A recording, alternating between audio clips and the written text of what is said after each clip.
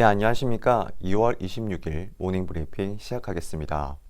지난밤 월스트리트는 금리 상승에 따른 부담감이 증시를 압박하면서 3대 지수 모두 하락세로 마감했습니다.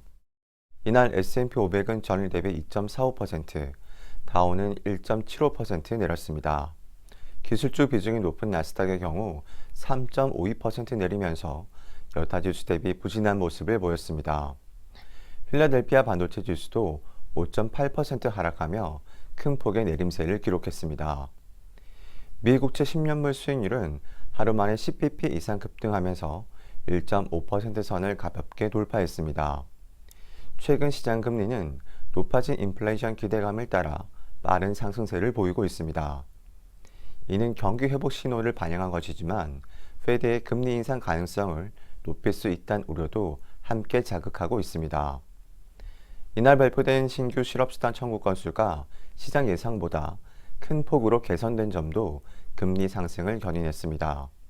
특히 연속 실업수당 청구 건수의 경우 6주째 감소세를 이어가며 12개월 만에 가장 낮은 수준까지 하락했습니다. 고용 환경 회복이 가시화됨에 따라 금리는 한층 상승 탄력을 받게 됐습니다. 금리 상승은 밸류에이션 부담이 높은 기술 성장주에 특히 부담이 되고 있습니다.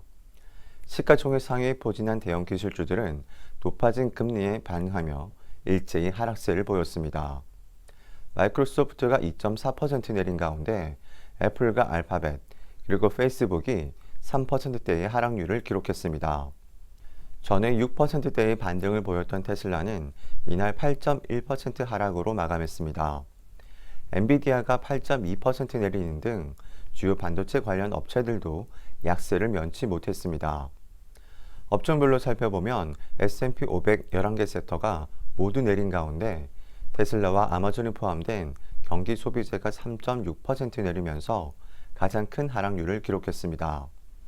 그 다음으로 IT와 커뮤니케이션 그리고 소재 업종이 약세를 나타냈습니다.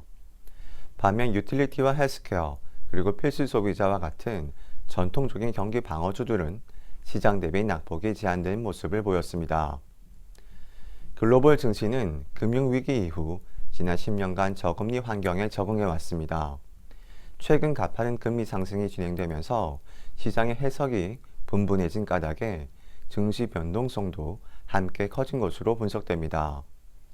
그러나 본질적으로 최근 금리 상승은 경기 회복 신호를 반영하고 있습니다. 시장의 변동성도 곧 안정화될 것으로 예상합니다. 이상 모닝 브리핑 마치겠습니다. 감사합니다.